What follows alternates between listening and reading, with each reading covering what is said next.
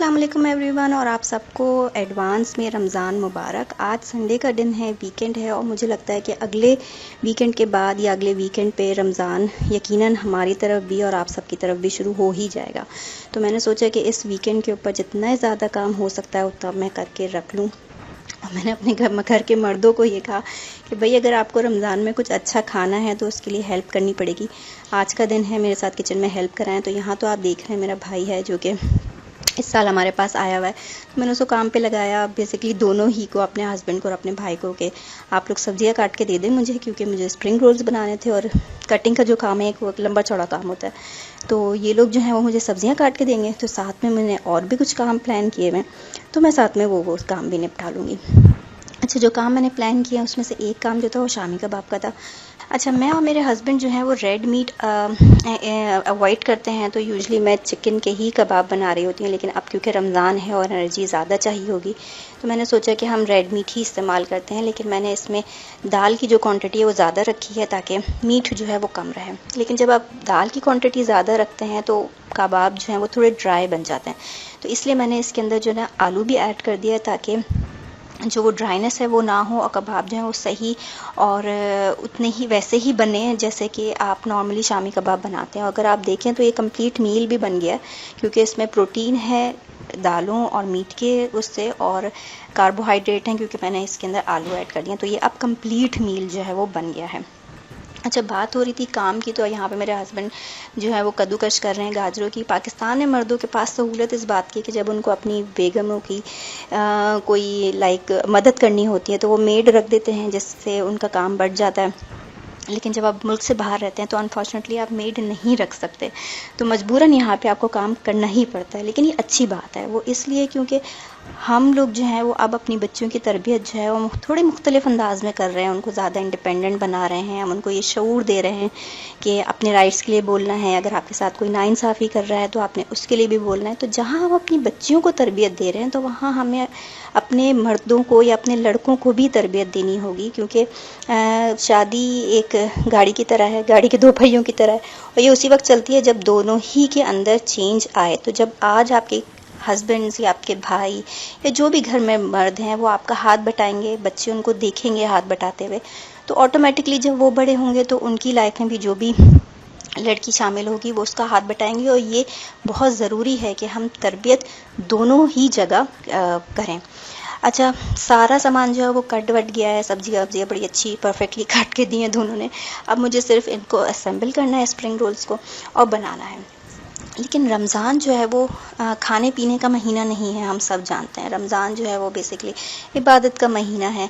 लेकिन मुझे ऐसा लगता है कि इबादत से ज़्यादा ये महीना अपने आप से कनेक्ट होने का है, क्योंकि जब हम रोज़ा रखते हैं तो अमूमन 12 बजे तक, 2 बजे तक, या मैक्सिमम अगर आपने बहुत भी अच्छी सहरी की है तो 4 बजे तक तो यकीनन हर किसी का ही एनर्जी लेवल लो हो ही जाता है। अब शादी से पहले तो मैं ये करती थी कि ऐसे वक्त में सो जाती थी, 1-2 घंटे के लिए वो शाम का टाइम निकल जाता था, और फिर अम्मी उठा देती थी, अफ्तारी कर लेते थे, थोड़ा बहुत काम वाम में हाथ बटा के, या फिर इबादत कर लेते थे, कुरान पढ़ लिया ऐसे वक्त में जब एनर्जी नहीं है, तो बस एक रीडिंग के तौर पे हो जाता है। लेकिन मुझे ये लगता है कि जब आपके पास एनर्जी लो हो तो आप कोई काम तो ऑब्वियसली नहीं करेंगे, लेकिन आप अपने आप से बात कर सकते हैं, आप अपने आप से कनेक्ट हो सकते हैं। आप ये सोचें कि आप जिन चीज़ों के लिए परेशान हैं क्या वो वाकई उतनी ही अहमियत की हामिल है जितना कि आप सोच रहे हैं। क्योंकि बहुत दफ़ा हम फैमिली, सोसाइटी और काम के प्रेशर में आके बहुत सारी परेशानियां अपने सर पे ले लेते हैं, बहुत ज़्यादा सोचने लग जाते हैं कि नहीं ये चीज़ भी करनी है, ये चीज़ भी अचीव करनी है, ये भी काम करना ही है। लेकिन जब आप सुकून से बैठे हैं, जब आपकी एनर्जी कम होती है तो आपका दिमाग तो लेकिन चल ही रहा होता है, तो उस वक्त अपने आप से कनेक्ट हुए, अपनी ज़िंदगी के बारे में सोचेंगे कौन सी चीज़ें हैं जो वाकई अहमियत की हामिल हैं, और कौन सी ऐसी चीज़ें हैं जिनको आप बहुत अहमियत दे रहे हैं मगर शायद वो इतनी अहमियत की हामिल नहीं है। तो मुझे रमज़ान का महीना इसलिए अच्छा लगता है कि काम कम होता है, ख़वातीन भी, जैसे कि मैं इस वक्त ये सब कुछ क्यों कर रही हूँ, इसीलिए कि मुझे उन दिनों लगना ना पड़े, मैं उस टाइम को या तो इबादत में गुजारूँ या अपने साथ कनेक्ट करने के लिए गुजारूँ, सोचूं कि मैं ज़िंदगी में कहाँ हूँ, मुझे कहाँ जाना है, मुझे क्या क्या करना है। जब हम इस प्रोसेस से गुजरते हैं, अपनी लाइफ के बारे में सोचते हैं, तो सिर्फ एक ही चीज़ समझ में आती है जो मुझे लगता है कि बस हम जिनके साथ हैं, जो हमारे अपने हैं, उनको टाइम देना है, उनके साथ मैक्सिमम टाइम गुजारना है। कोशिश करनी है कि दिलों में बुराई न रखें, एक दूसरे के साथ अच्छे से रहें। और अपना जब आप सोचते हैं अपने बारे में तो आपको पता चलता है कि आप इस वसी कायनात के अंदर कितने छोटे से और मामूली से हैं। आपकी कोई अहमियत अगर देखा जाए तो है ही नहीं। अगर अहमियत है भी तो सिर्फ अपनों की हद तक है, जो आपके अपने फैमिली मेम्बर्स हैं, अपने आसपास है। इसके अलावा आप किसी के लिए अहमियत नहीं रखते। तो मुझे रमज़ान की ये वाली बात बड़ी खूबसूरत लगती है कि आप इसके पास टाइम होता है अपने बारे में सोचने का, अपने आसपास के लोगों के बारे में सोचने का। अच्छा, अब लगता है कि काफ़ी सीरियस बातें हो गई हैं। वापस आते हैं वीडियो की तरफ। मैंने जो है यहाँ पे जितनी भी मेरे पास अवेलेबल वेजिटेबल्स थी उन सबको कट कर लिया था। इसमें मैंने कॉर्न्स भी डाले हैं, चिकन श्रेड करके डाली है, और साथ में थोड़े से मैंने इसमें मेरे पास मैक्रोनी तो नहीं कहेंगे, क्या कहेंगे याद नहीं आ रहा, लेकिन आप देख के समझ गए होंगे, वो भी डाला है इसके अंदर। अच्छा, ये जो बैंड मैंने भी आपको दिखाया था, मेरा बेटा जो है किंडरगार्टन से बना के लेकर आया था मेरे लिए बड़ी खुशी से कि मम्मी मैंने आपके लिए बनाया। तो मैंने कहा मैं इसको पहन के रखती हूँ जब तक कि ये टूट ना जाए। अच्छा, ये जो शीट्स मैंने ले ली थी जो अभी मैंने आपको दिखाई हैं, ये मैंने तुर्किश स्टोर से नहीं ली, बल्कि मैंने ये रेगुलर आल्दी पे मिल रही थी सन टैट की, वहाँ से मैंने ली हैं। और ये बड़ी अच्छी हैं क्योंकि जो मैं एशिया शॉप से लेती हूँ वो बहुत ज़्यादा थिन होती हैं, तो वो जो है ना मुझे इतनी समझ में नहीं आती। ये वाली इतनी थिन नहीं है और इनसे इजीली बन भी गई हैं, ये फट भी नहीं रही, और इनको फ्रीज़ करना भी आसान होगा क्योंकि वो वाली इतनी पतली होती हैं कि या तो वो एक दूसरे से चिपक जाती हैं और फ्राई करते वक्त अमूमन ब्रेक हो जाती हैं। तो मुझे ये वाली पट्टियाँ जो हैं वो बहुत अच्छी लगी। यहाँ पे ये क्योंकि कटी कटाई थी तो इसलिए इनको बनाना इतना मुश्किल नहीं था। जैसे आप देख सकते हैं बहुत इजीली रोल्स जो थे वो बन गए थे। रोल्स बनने के बाद यूजली मैं करती ये थी कि पहले उनको फ्रीज़ करती थी, फिर उनको निकाल के रखती थी, लेकिन एज आई सेड की ये वाली पट्टियाँ क्योंकि इतनी बारीक नहीं हैं तो ईज़िली जो है वो रोल्स मैनेज हो गए थे। और अब मैं इनको जो है वो ज़िप लॉक में लॉक करके इनको रख दूँगी फ्रीज़र के अंदर और ये एज़ इट इज़ ही फ्रीज़ हो जाएंगे। रमज़ान के अंदर एक काम इन सबको करने से पहले ये होता है कि आप अपना फ्रीज़र या फ्रिज के अंदर जगह बना लें। यूजली फ्रीज़र के अंदर जगह बना लें क्योंकि मैंने भी ये काम किया है इन सब चीज़ों को, और अभी कुछ रहती भी हैं सफाइयाँ, जो पुरानी चीज़ें रहती हैं उनको निकालना है ताकि इन सबको रखने की जो है ना वो जगह बन सके। इसके अलावा जो चीज़ मैंने की थी वो की थी समोसे मुझे बनाने थे, लेकिन मुझे अनफॉर्चुनेटली टाइम नहीं मिल सका।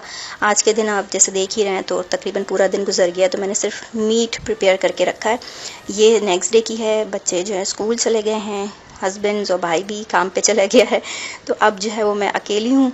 सुबह सुबह का वक्त है, आज का दिन भी अच्छा है, धूप भी बड़ी अच्छी सी निकली हुई है। यहाँ पे मैंने चिकन का कीमा लिया है, उसको बना लिया था अपने टेस्ट के हिसाब से, कोई ख़ास चीज़ नहीं डाली है, नमक मिर्च, हाँ हल्का सा सिरका डाला है ताकि वो थोड़ा सा टेंगी सा टेस्ट आ जाए। फ्रेश मैं इसके अंदर धनिया और प्याज डाल रही हूँ क्योंकि जब आप इसे फ्राई करेंगे तो फ्राई के अंदर ही ये दोनों आइटम जो हैं वो कुक हो जाते हैं, तो उनको अलग से कुक करने की ज़रूरत नहीं है। तो जब आप फ्रेश इसके अंदर अनियन डालते हैं और जब उसको आप फ्राई करते हैं तो उससे क्रिस्पीनेस आती है समोसे के अंदर। मुझे पर्सनली पसंद है, बाकी हर किसी की अपनी अपनी रेसिपी होती है और आई थिंक सारी ही रेसिपीज़ अच्छी हैं क्योंकि अफ्तार जो है वो के वक्त तो भूख इतनी लगी होती है कि जो भी चीज़ हो वो अच्छी ही रहती है। ये सारी तैयारियां मैंने की हैं, लेकिन कोशिश ये होगी कि सादा मेन्यू ही रखूं।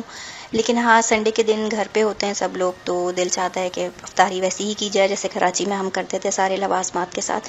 तो ये उन दिनों के लिए प्रिपरेशन है। बाकी दिन तो मेरी कोशिश ये होगी कि सादा खाना हो, अच्छा खाना हो, ऐसा खाना हो जिससे आप लो फील ना करें।